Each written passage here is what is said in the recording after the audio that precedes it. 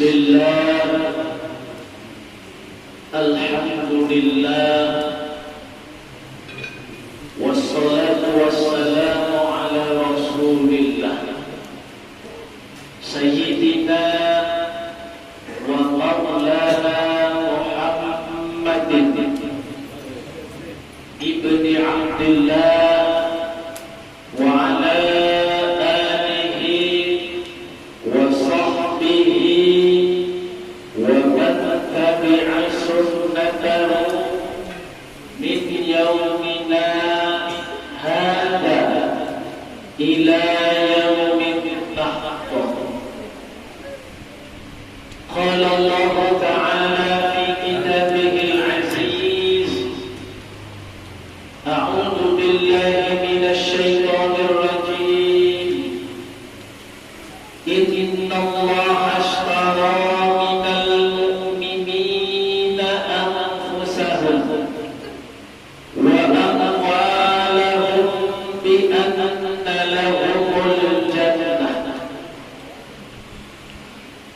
Sadaqallahul azim wa nahnu ala dhalika minasy syahidin wasyakirin walhamdulillahi rabbil alamin. Hadratal muqarrabin wal muhtaramin wal mukramat wal fudala, para alim, para ulama, para tuan guru, wabil khusus yang sama-sama kita hormati dan kita muliakan, para segenap imam, para jamaah di Masjid Namirah yang dimuliakan Allah, serta yang kami hormati dan kita muliakan Bapak Lurah Sungai Libu atau yang mewakilinya, yang kami hormati dan kita muliakan para segenap panitia pelaksana peringatan Isra wal Mi'raj, serta yang kami hormati dan kami muliakan para segenap tamu undangan, para jamaah, bapak-bapak, ibu-ibu, hadirin wal hadirat rahimakumullah. Syukur alhamdulillahi rabbil alamin. Puji syukur kita kepada Allah atas segala limpahan rahmat, hidayah dan cucuran rahmatnya kepada kita, sehingga kita pada malam yang berbahagia ini dapat menghormat di dalam rangka memperingati peringatan Isra wal Mi'raj Nabi besar Muhammad sallallahu alaihi wasallam. Kemudian salawat beriring salam tidak lupa kita sampaikan kepada junjungan kita, junjungan Allah, putra Abdullah, Wahabi Aminah, kekasih Allah, Habibullah wa Habibina Sayyidina Muhammadin ibni Abdillah.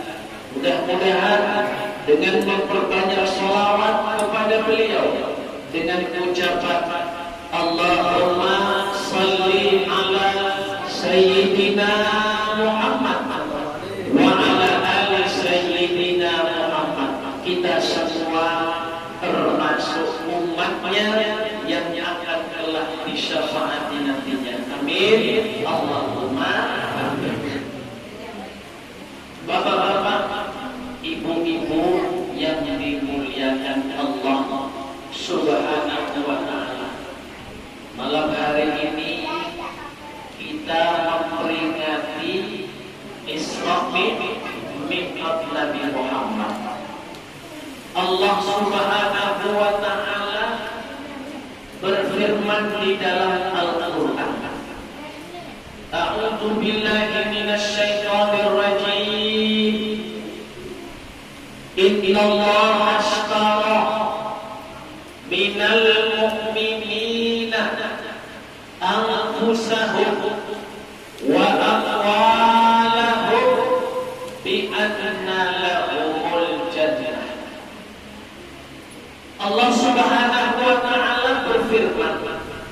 Sesungguhnya Allah Subhanahu wa ta'ala Ishtara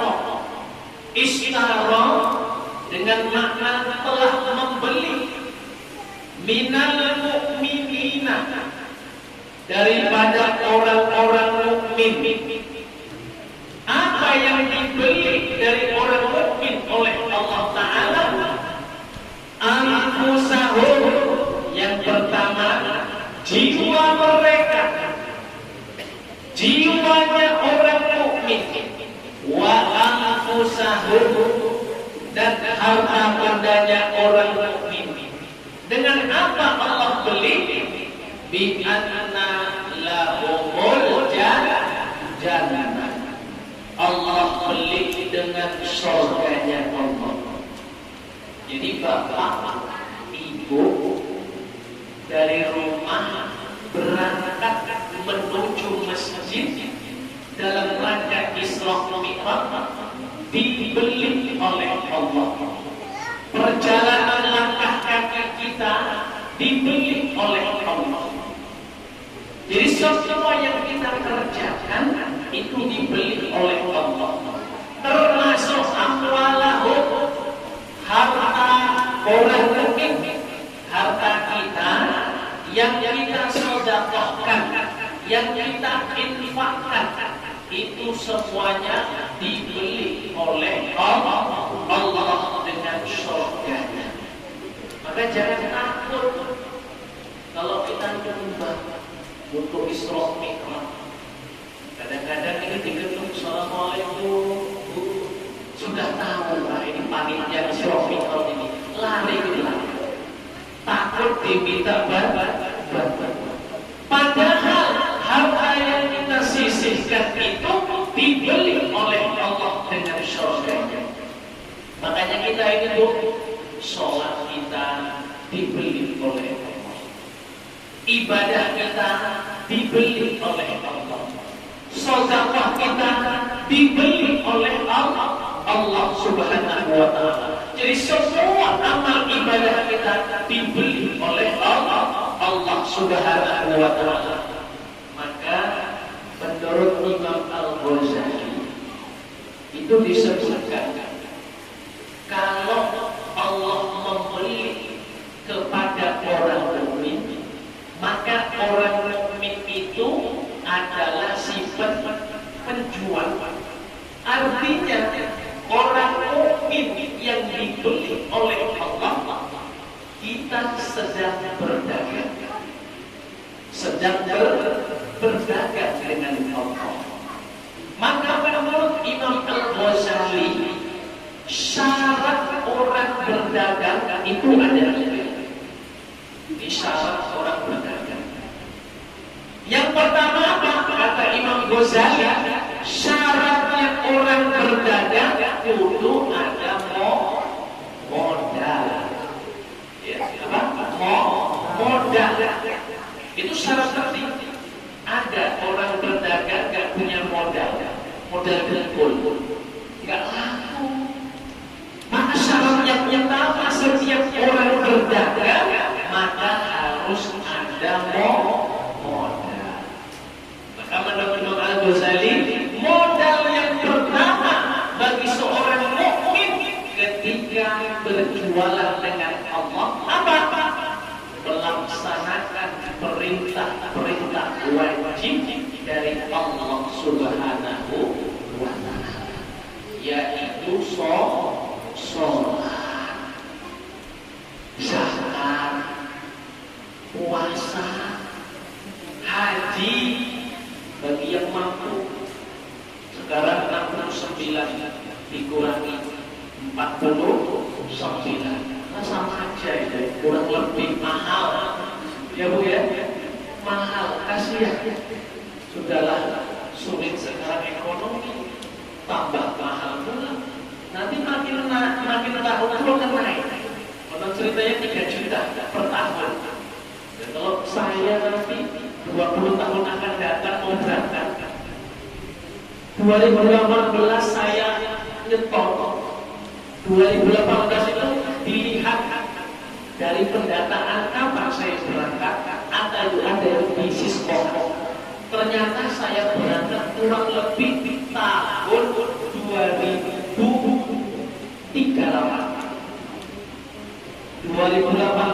awal nyetok, kenanya itu antriannya 2038, sekitar 18 tahun Bapak Ibu yang dimuliakan. Itu sebelum corona. Lah tambah corona, tambah mundur. Jadi lama sekali. Jadi kalau andaikan dikali 3 tahun, setahun 3 juta. Jadi kalau sampai 2038 kira-kira berapa juta ini? 100 juta bisa.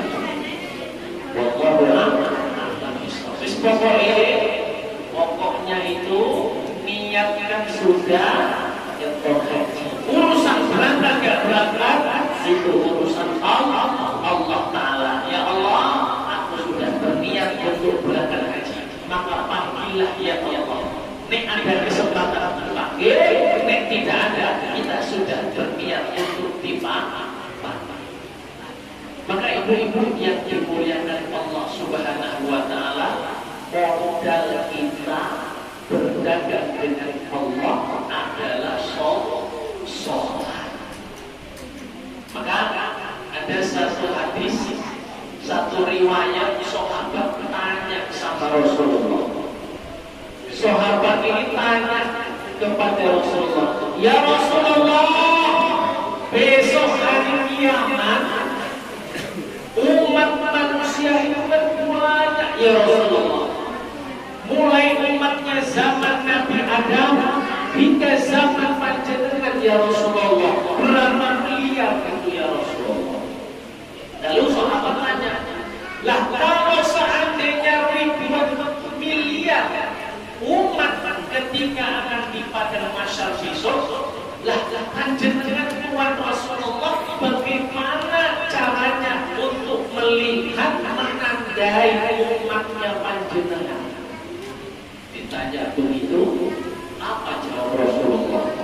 Cara Rasulullah untuk menandai umatnya yang begitu banyak, menandai umatnya itu kayak apa?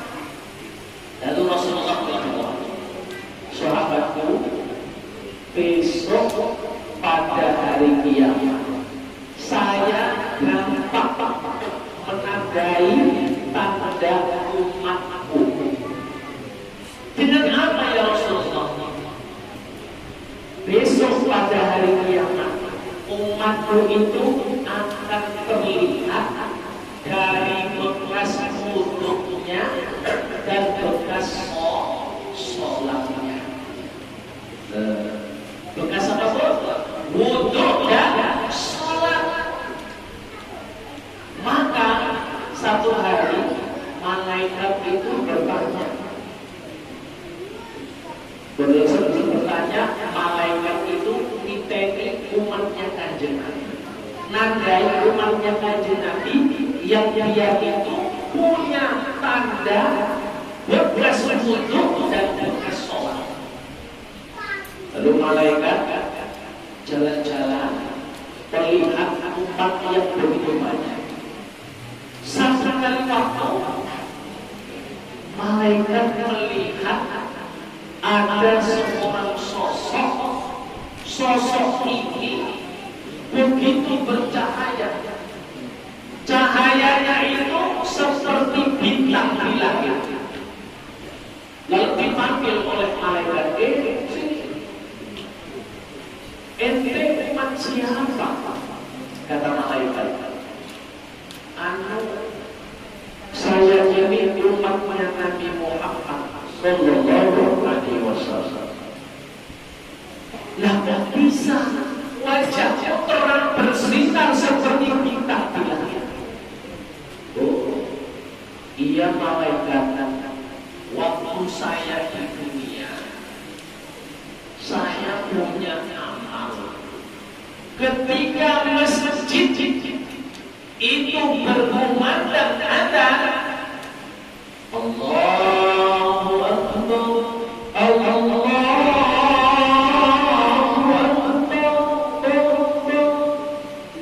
Ketika berhenti dari aktivitas duniawiyah. Saya berhenti dan saya berwudu memenuhi panggilan. Istiqomah, iya mereka istiqomah kalau tidak ada wudu. Itu lantas malaikat berjalan lagi. Ketika berjalan, nengok ada satu umat, yang mana satu umat ini terlihat wajahnya putih mencorok bagaikan rembulan. Lebih sinar lagi, malaikat terkejut. Saking terkejutnya dipanggil. Sini, ente ini umat siapa?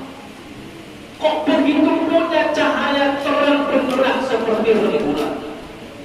Ditanya seperti itu dijawab, saya ini umat Nabi Muhammad Sallallahu Alaihi Wasallam.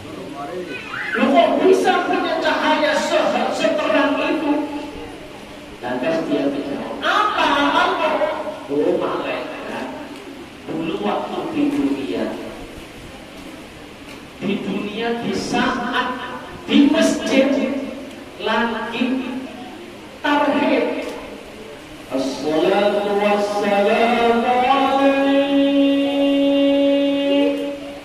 saya berhenti dari aktivitas duniawiyah, lantas saya berangkat memenuhi panggilan tauhid tersebut. Setiap hari saya laksanakan. Oh, jadi ada tenggang waktunya. Yang tadi pas ada, yang ini tauhid sebelum ada. Oh itu ternyata hebat. Lantas jalan lagi malaikat. Jalan lagi malaikat. Ketemu ada satu umat yang luar biasa. Apa luar biasanya? Umat ini ternyata punya cahaya yang cahayanya itu bagaikan matahari di siang hari, lebih bersinar lagi. Ditanya, situ kamu kok punya sinar yang begitu terang benderang? Apa amalmu? Kamu itu umat siapa? Kata malaikat. Oh malaikat, saya ini umatnya Kanjeng Nabi Muhammad Sallallahu Alaihi Wasallam. Apa amalmu? Ditanya seperti itu. Oh malaikat, saya itu waktu di dunia, begitu di masjid disetelkan kaset, baru kaset ngaji. A'udzubillahi minasyaitonir rajim. Bismillahirrahmanirrahim. Ma nanzakh min ayatin aw nunsiha na'ti bi khairin minha aw mithliha. Alam ta'lam anna Allaha 'ala kulli syai'in qadir. Begitu di masjid sedang mengaji, saya berhenti dari aktivitas duniawiyah. Lantas saya berwudu dan saya pergi ke masjid. Setelah ke masjid, saya sholat sunnah tahiyatul masjid. Kemudian setelah itu duduk, saya niat iktikaf. Nawaitul iktikaf sunnatan lillahi ta'ala. Saya iktikaf sampai adzan dan sampai sholat berjamaah. Begitulah amal wahai malaikat. Terus cahayanya kayak matahari. Makanya Syekh Sufyan Ats-Tsauri itu terkenal jadi wali bukan karena ilmunya, bukan karena amal yang lainnya, tapi beliau istiqomah sebelum aktivitas sholat jamaah. Setengah jam beliau sudah iktikaf bersiap untuk melaksanakan sholat jamaah.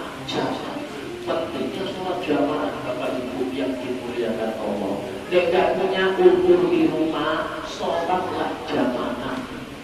Penting sholat jamaah. Soalnya apa? Sholat jamaah itu pembuka rezeki. Bukan rezeki pengen sugih, tidak. Tapi rezeki yang halal, rezeki yang barokah, rezeki yang manfaat bagi kehidupan. Saya alhamdulillah mulai dari mondok, bahkan sebelum mondok itu sudah melaksanakan sholat jamaah sampai sekarang. Berusaha saya tidak meninggalkan kecuali ada berusaha. Karena nasihat para masyayikh, nasihat para kiai-kiai, bahaya itu ngasih nasihat, kamu santri ketika mondok jangan coba-coba tinggalkan sholat jamaah. Sholat jamaah yang istiqomah. Insya Allah kamu setelah mondok pulang ke rumah barokah. Barokah kehidupannya, barokah rezekinya, mudah hidupnya. Terus saya lakoni itu, alhamdulillah tamat mondok punya kerjaan, punya kerjaan, bisa hidup. Rezeki ada saja. Nikmatnya, barokahnya sholat berjamaah. Saya sudah lama melaksanakan sholat jamaah itu. Mulai dari sebelum mondok itu sudah saya latih untuk sholat berjamaah 5 waktu. Karena sholat jamaah itu Bapak Ibu yang dimuliakan Allah, itu kalau di masjid itu ada perbedaan pendapat. Ada yang mengatakan wajib bagi rumahnya yang dekat. Ada yang menawawi fardu kifayah. Artinya satu kampung ini sudah ada yang melaksanakan, semua telah selesai, tidak ada kandung dosa.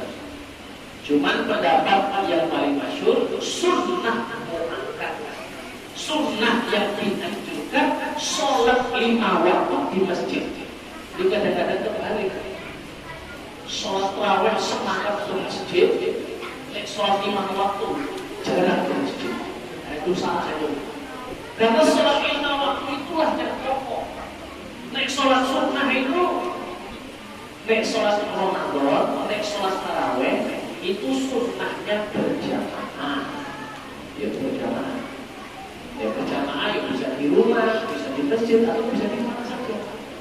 Tapi sholat 5 waktu, kenapa kok dianjurkan di masjid? Supaya orang itu tahu, oh si bulan sudah sholat. Kalau kita di masjid rame-rame tahu, oh si bulan sholat, si bulan sholat, si bulan sholat, si bulan sholat. Kalau seandainya di rumah nggak ada yang tahu, mana ada yang tahu? Udah sholat, oh udah, itu pengakuannya. Tapi kalau di masjid pasti tahu.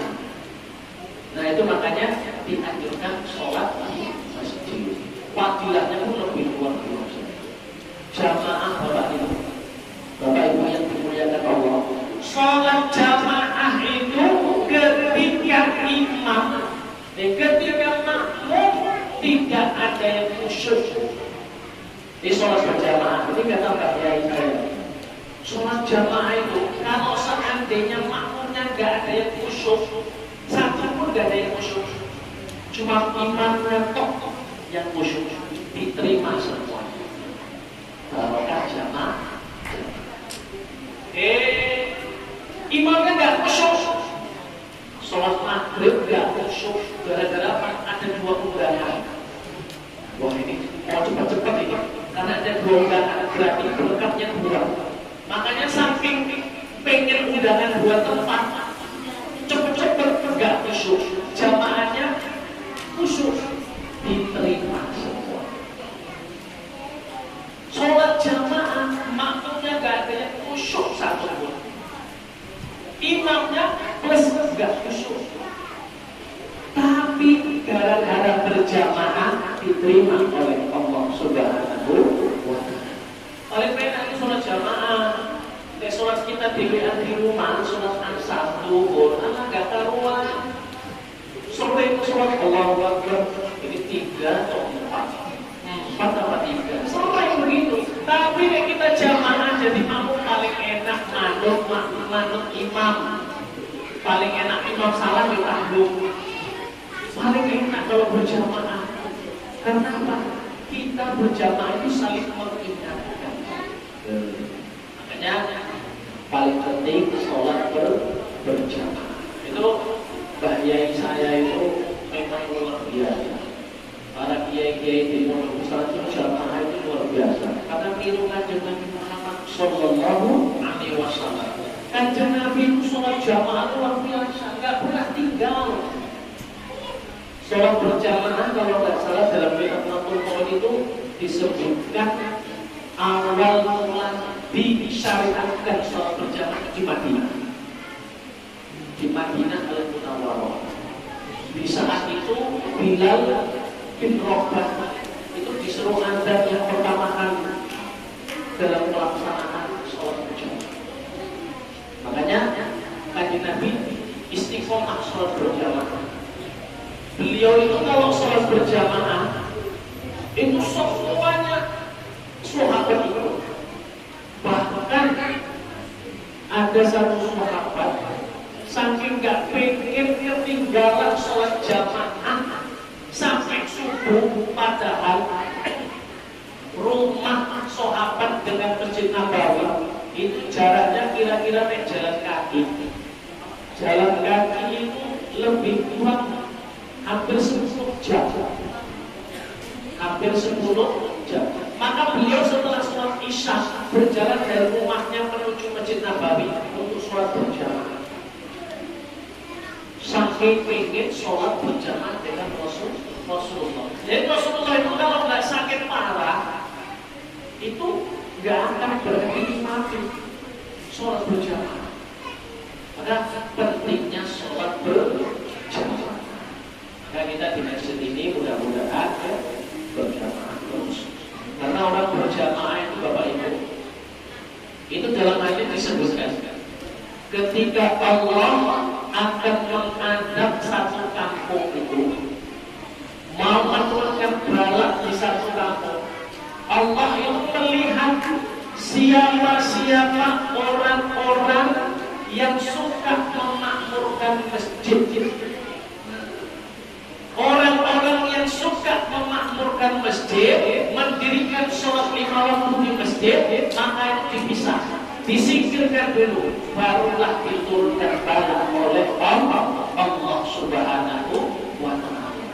Maka orang yang sholat di masjid jamaah, memakmurkan masjid itu jimat bagi kampung itu, penebus dari dosa-dosa orang itu.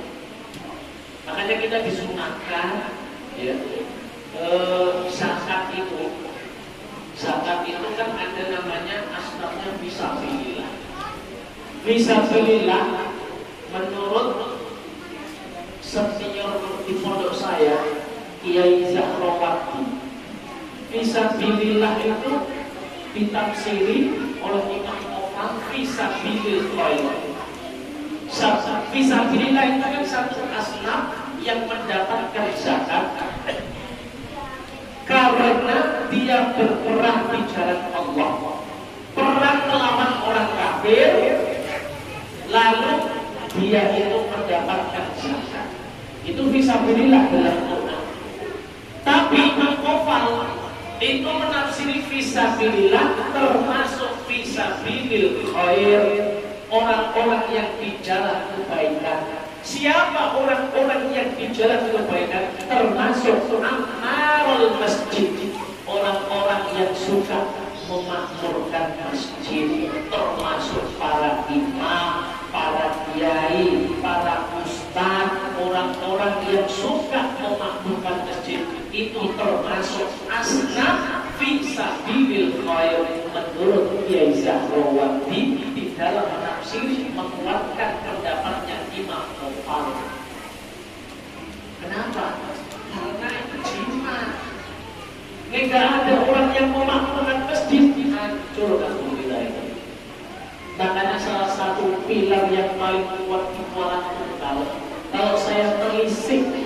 saya pandang itu gara-gara masjid itu makmur.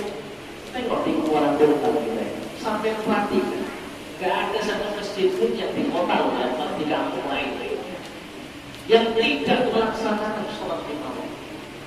Rata-rata memakmurkan masjid. Gara-gara itu aman. Banjir paling cuma berapa senti.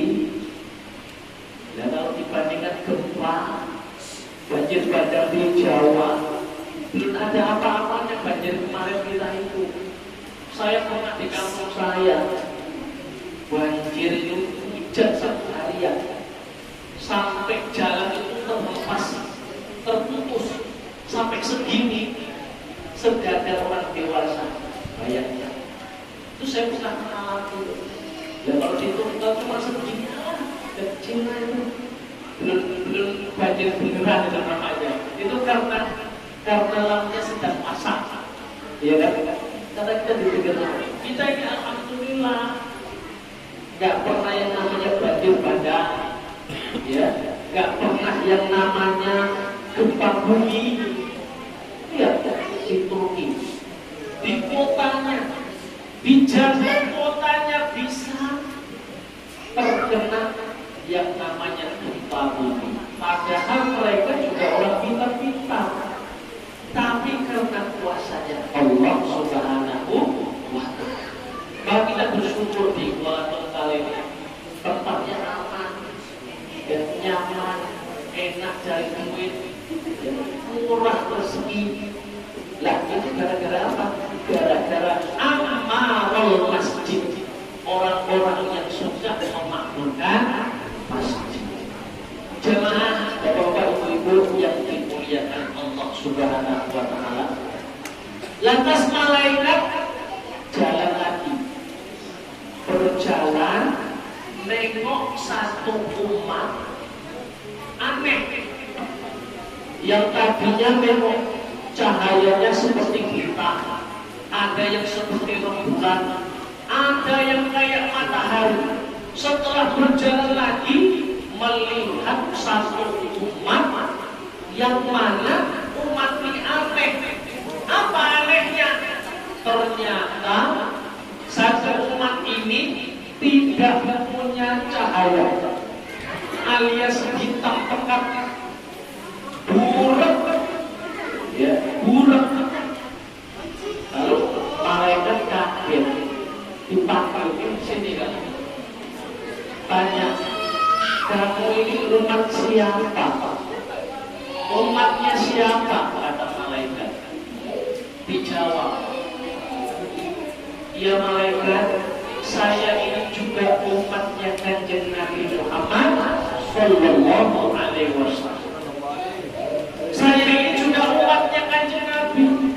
Loh, kalau saya lihat umatnya Kanjeng Nabi itu umatnya Muhammad bercahaya semua, loh kok kamu hitam pekat? Apa masalah? Lalu dijawablah malaikat, kami dulu di dunia malaikat tidak melaksanakan sholat.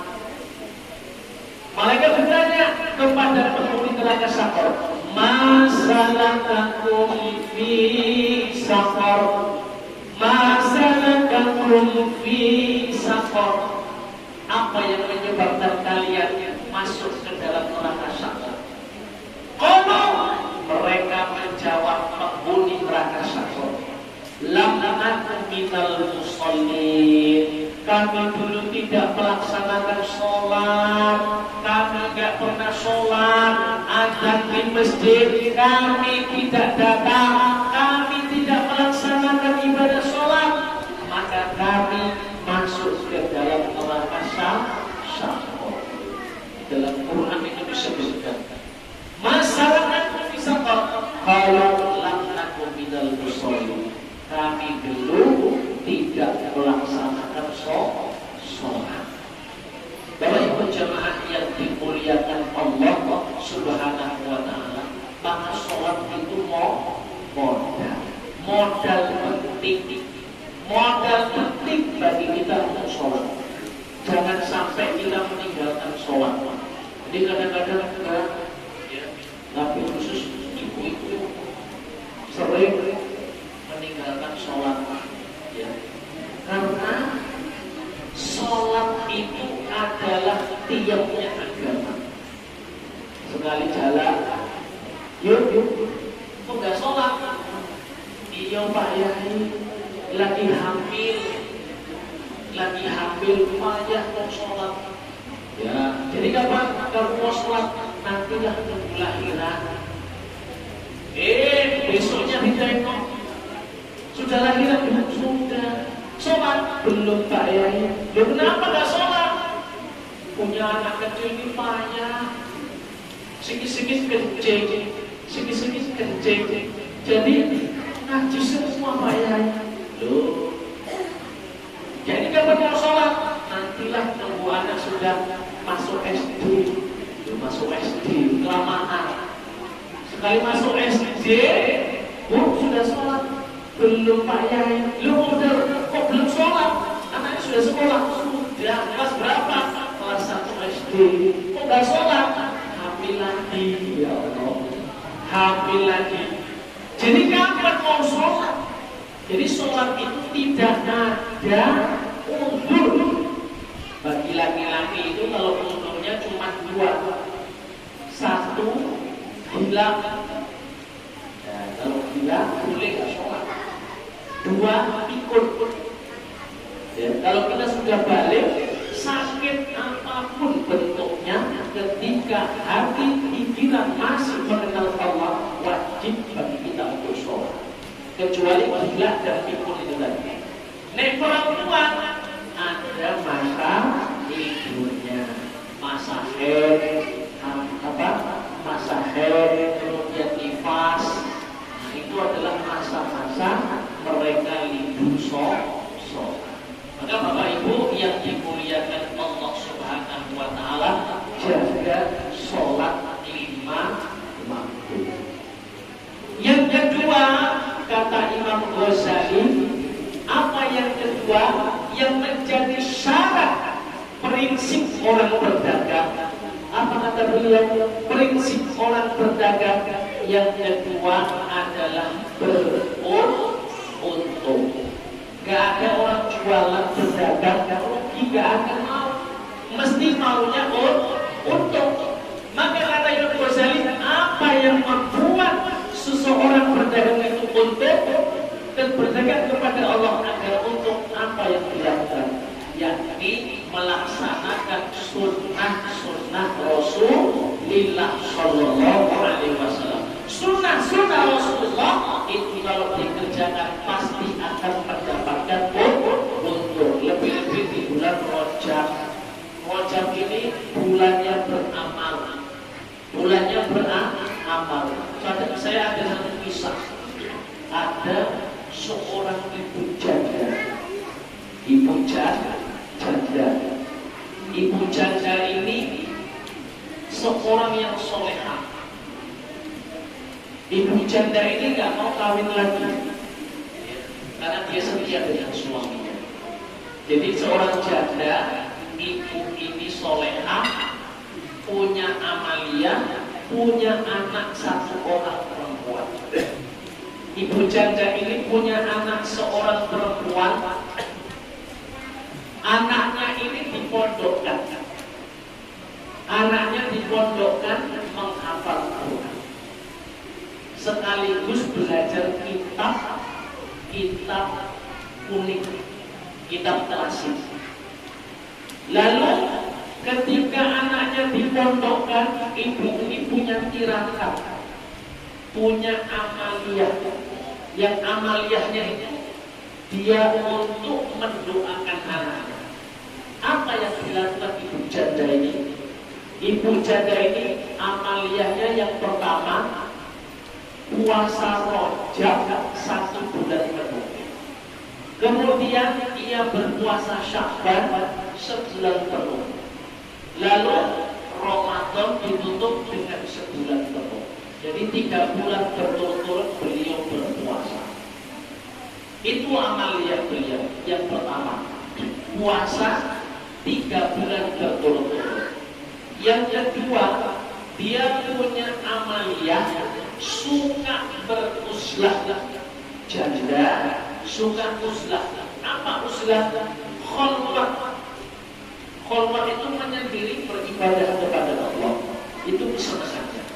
Yang nomor 3, amaliyah ibu solehah ini adalah suka memakai pakaian putih.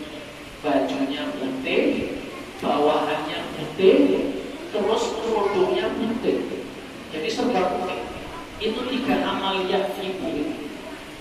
Lalu suatu saat anaknya yang perempuan dimondokkan telah selesai mondok, hafal Quran, terus pinter kita. Satu saat dia pulang, dipanggil oleh ibunya. Dok, kesini. Ibu sudah mondokkan kamu, nak. Kamu sudah hasil, sudah bisa hafal Quran, sudah pinter baca kitab. Jadi ibu cuma pengen kita rawatlah ibu karena kamu sudah selesai. Ibu minta kamu merawat ibu. Nek kamu ikhlas, alhamdulillah, buat ibu senang. Nek kamu belum ikhlas, enggak apa-apa, kata ibu. Satu saat menjelang akhir bulan Rajab, ini sampai puasa. Menjelang akhir Rajab, ibunya sakit-sakitan. Lalu dipanggil anaknya. Dok, sini. Dipanggil ibunya. Ibu ini nampaknya sudah sakit. Ibu pengen wasiat sama kamu. Wasiat apa boleh? Kata anaknya. Dok, kalau nanti ibu mati, ibu minta tolong nanti ibu diulesi itu dikafani. Ibu minta tolong dikafani dengan kain ibu yang bekas ini. Bisa gitu? Bisa, Bu. Jadi suruh ulesi pakai pakaian yang bekas milik ibunya. Gak lama setelah wasiat itu, ibunya meninggal dunia. Sekarang saya tanya, Bapak Ibu, wasiat itu hukumnya apa? Wajib apa sunnah? Wajib. Wasiat itu wajib. Ya, kalau jawabannya wajib, yo bisa salah, bisa benar, begitu. Lah, lantas ibunya meninggal, anaknya pun pergi ke Pak Mudir. Pak Mudir ini kalau misalnya ini tukang mayatnya. Assalamualaikum, waalaikumsalam. Ada apa dulu? Begini Pak Mudir, ibu saya telah meninggal dunia. Innalillah. Terus ibu saya ini punya wasiat Pak Mudir. Apa wasiatnya? Kata ibu saya, nek nanti meninggal, tolong saya dikafani dengan kain bekas ibu ini. Begitu kata beliau Pak Mudir. Pak Mudir bingung mau jawab, karena nggak ngerti jawabannya. Lalu dia dengan bijaksana, yuk kita pergi sholat Pak Yaimu di pondok. Kita tanya ke beliau apa hukumnya ini dan bagaimana kelanjutannya. Lalu Pak Mudir dengan anak perempuan tadi berbelah menemui sang kiai. Assalamualaikum Pak Yai. Waalaikumsalam Pak Mudir, silakan masuk. Masuklah dengan kamu ya santri putri ya. Akhirnya masuk.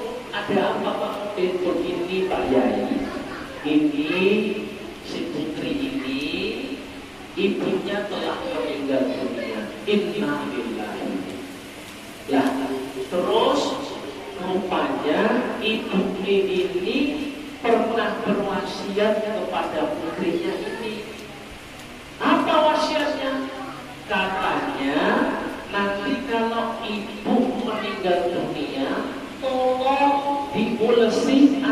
dikafani dengan kain ibu yang bekas. Mendengar itu apa jawaban Pak Yai? Lalu Pak Yai pikir sikit, lantas dijawab, Pak Udin, sampeyan ingat doa mayat ketika takbir yang keempat kan? Ketika nyolati mayat kan ada takbir yang keempat. Apa doanya? Allahumma la tahrimna ajrohu wala taftinna ba'dahu. Dijawab begitu, ingat Pak Udin, apa maknanya? Wala tahrimna, ya Allah jangan kau halang-halangi pahala buat dia. Wala taftinna ba'dahu, dan jangan engkau berikan fitnah setelah kematiannya. Itu dia udah Udin, kata Pak Yai. Ini Pak Yai. Akhirnya jangan sampai kok ngulesi ngafani ibunya ini setelah diulesi dengan apa yang diwasiatkan menjadi fitnah. Akhirnya Pak Udin pun paham. Oh, berarti nek diulesi dikafani dengan kain bekas itu karena kain bekas itu sudah jelek, lesu, dan transparan. Maka kalau seperti itu nanti akan menimbulkan fitnah.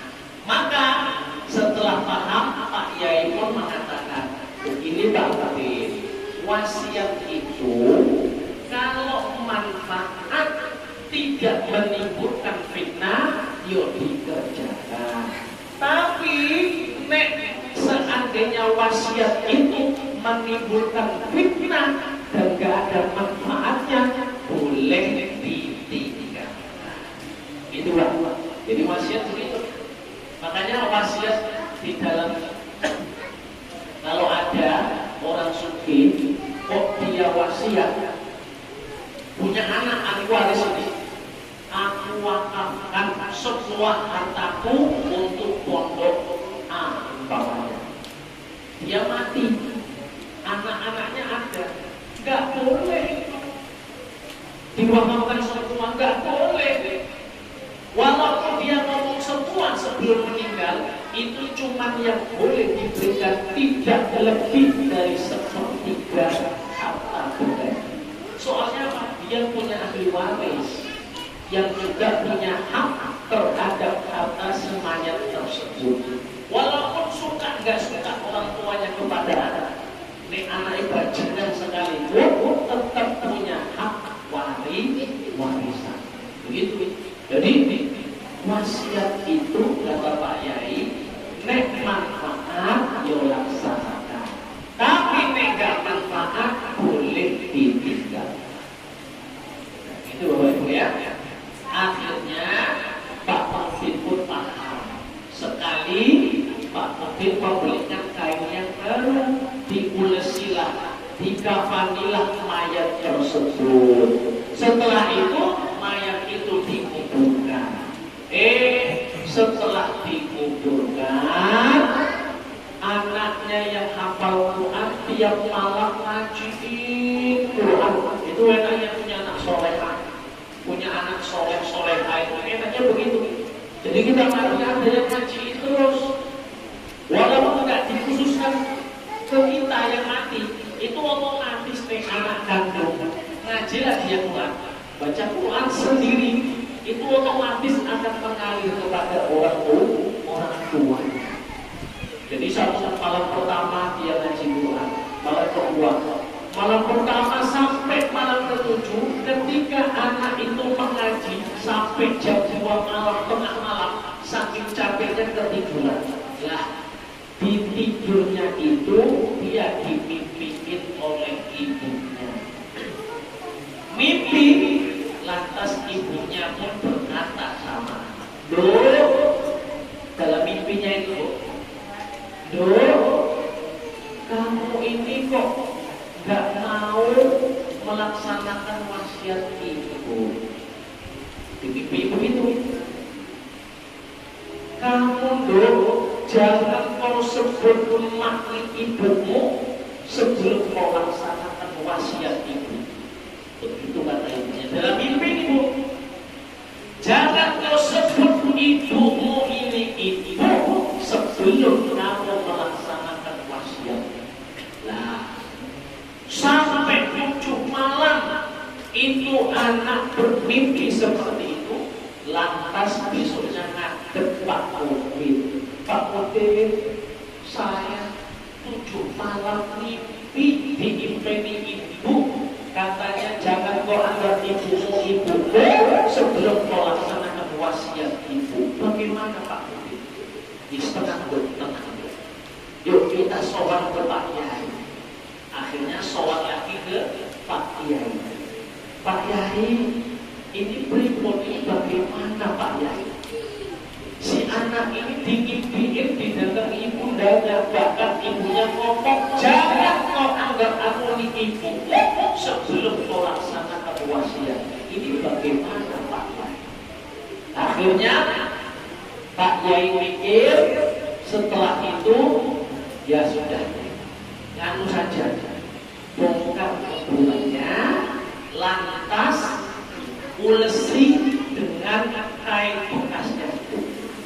Akhirnya Pak Mudin dengan penggali kubur datang membawa kain bekas tadi, kain bekas ibunya yang mau diulesi. Dibongkar. Ternyata setelah dibongkar sampai ke kotak mayatnya itu dilihat, kok gak ada mayatnya? Mayatnya hilang, terkejut. Akhirnya matur ke Pak Yai, Pak Yai, mayatnya gak ada. Bingung Pak Yai. Akhirnya Pak Yai pun tidur satu malam itu dimimpi ibundanya Pak Yai, mayat saya itu sudah di surganya Allah, sudah diangkat. Katanya kamu ini gak pantas di bumi, gak pantas di tanah, kamu pantasnya di tempat yang mulia ini. Makanya gara-gara apa amalnya? Puasa Rajab 1 bulan, puasa Sya'ban 1 bulan, puasa Ramadan ditutup dengan 1 bulan. Itulah amalia yang ibu janda solehah. Bapak Ibu yang dimuliakan Allah Subhanahu wa Ta'ala, puasa itu luar biasa. Puasa Rajab, apa itu Rajab? Rajab itu disebut syahrullah. Inna Rajaba syahrullah. Rajab ini sesungguhnya adalah bulan Allah. Maka kalau bulan Allah, siapapun yang ibadah pasti dianggap keluarganya Allah. Makanya ada kalimat an-nas iyalullah. Manusia itu adalah keluarganya Allah Subhanahu wa Ta'ala. Siapa yang menyakiti, maka akan urusan dengan aku kepada Allah Subhanahu wa Ta'ala. Jemaah Bapak Ibu yang dimuliakan Allah Subhanahu wa Ta'ala.